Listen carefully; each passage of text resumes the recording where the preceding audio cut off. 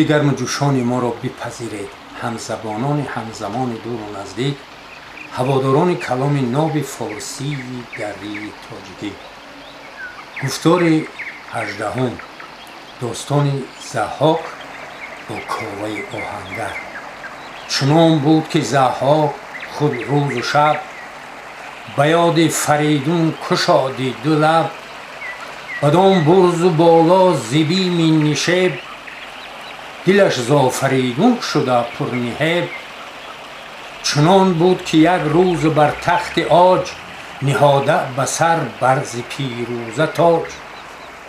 ز هر کشور مهتران را بخواست، که در پادشاهی کند پشت راست. از آن پس چنین گفت با موبدان، که پرهنر نامور بخردان. مرا در نهانی یکی دشمن است، که بر بخردان این سخن روشن است. ندارم همه دشمن خرد و خوار، بترسم همه از بد روزگار. همه زین فزون بایدم لشکری، هم از مردم و هم ز دیو و پری. یکی لشکر خواهم انگیختن، ابا دیو مردم برآمیختن. بباید بر این بود هم داستان، که من ناشکیبم بدین داستان. یکی محضر اکنون بباید نبیشت، که جز تخم نیکی سپهبد نکشت. نگوید سخن جز همه راستی، نخواهم بداد اندران کاستی. ز بیم سپهبد همه راستان، بدان کار گشتند هم داستان. در آن محضر اژدها ناگزیر، گواهی نبیشتند بر ناو و پیر. همانگه یکایک ز درگاه شاه، برآمد خروشیدنی دادخواه.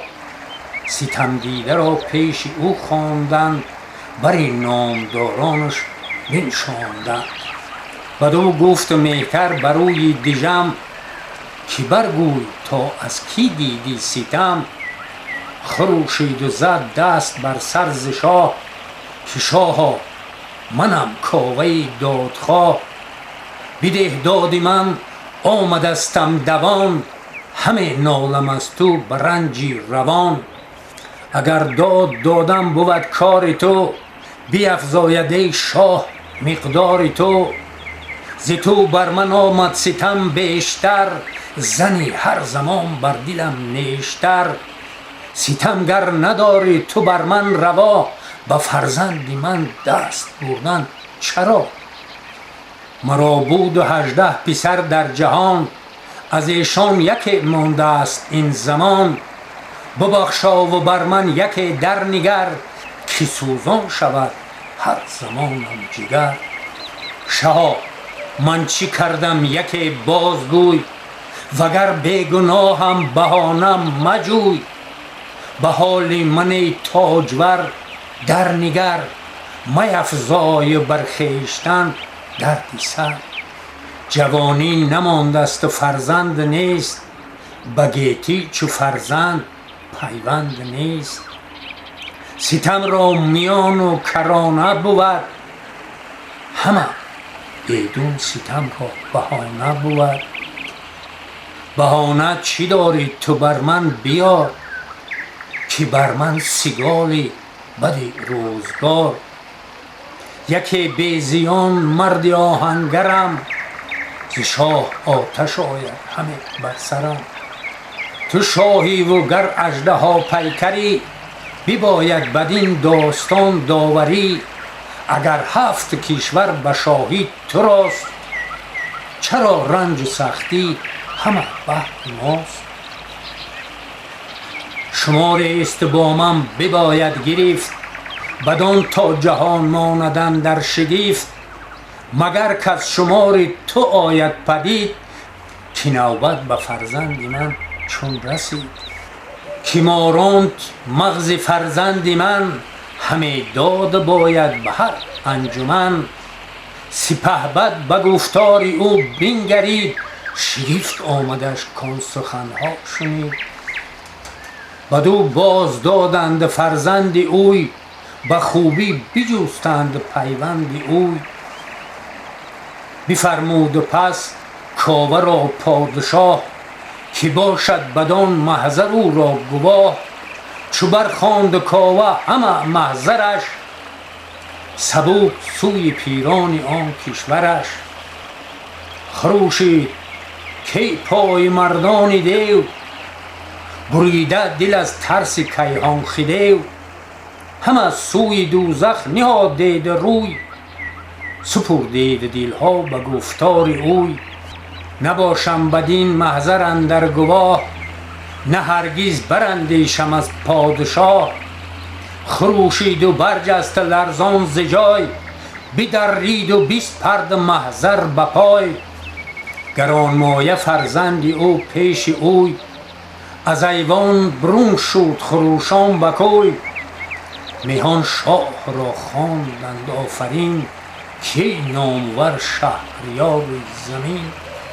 ز چرخ فلک بر سرت باد سرد، نیارد گذشتن به روز نبرد. چرا پیش تو کاوه خامگوی، بسان هماوان کند سرخ روی. همی محضری ما به پیمان تو، بدرد بپیچد ز فرمان تو. سر و دل پر از کینه کرد و برفت، تو گویی که عهد فریدون گرفت. ندیدیم ما کاز این زشته تر، بماندیم خیره بدین کار در. که نامور پاسخ آورد زود، که از من شگفت بباید شنود. که چون کاوه آمد ز درگه پدید، دو گوش من آوای او را شنید. میان من و او به ایوان در است، یکی آهن و کوه گفتی بر است. همیدون چو او زد بر سر بر دو دست، شگفت مرا در دل آمد شکست. ندانم چه شاید بودن زین سپس، که راز سپهری ندانست کس. چو کاوه برون آمد از پیش شاه، برو انجمن گشت بازارگاه. همی برخروشید و فریاد خواند، جهان را سراسر سوی داد خواند. از آن چرم که آهنگران پشت پای، بپوشند هنگام زخمی درای. همان کاوه آن بر سری نیزه کرد، همان گه ز بازار برخاست گرد. خروشان همه رفت نیزه به دست، کی نامداران یزدان پرست.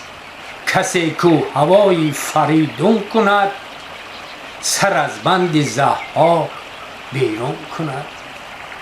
یکایک به نزد فریدون شویم، بدان سایه فر او بغنویم. بپویید که این مهتر آهرمن است، جهان آفرین را به دل دشمن است. بدان بی بها ناسزاوار و پست، پدید آمد آوای دشمن ز دوست. همی رفت پیش اندرون مردی گرد، سپاه برو انجمن شد نخورد. بدانست خود کآفریدون کجاست، سر اندر کشید و همی رفت راست. بیامد به درگاه سالار نو، بدیدندش از دور و برخاست غو. چون پوست بر نیزه بردیده کی، به نیکی یکی اختر افکند پی. بیاراست آن را به دیبای روم، ز گوهر برو پیکر و زرش بوم. بزد بر سر خویش چون گرد ماه، یکی فال فرخ پیفکند شاه. فرو هیشت زو سرخ و زرد و بنفش، همی خواندش کاویانی درفش. از آن پس هر آن کس که بگرفت گاه، به شاهی به سر برنهادی کلاه. بر آن بی بها چرم آهنگران، برآویختی نو به نو گوهران. ز دیبای پرمایه و پرنیان، بر آن گونه گشت اختر کاویان. که اندر شبی تیره خورشید بود، جهان را از او دید پر امید بود. بگشت اندر این نیز چند جهان، همه بودنی داشت و اندر نهان. فریدون چو گیتی بران گونه دید، جهان پیش ضحاک واژونه دید. سوی مادر آمد کمر بر میان، به سر برنهاده کلاهی کیان. که من رفتنیم سوی کارزار، تو را جز نیایش مباد هیچ کار.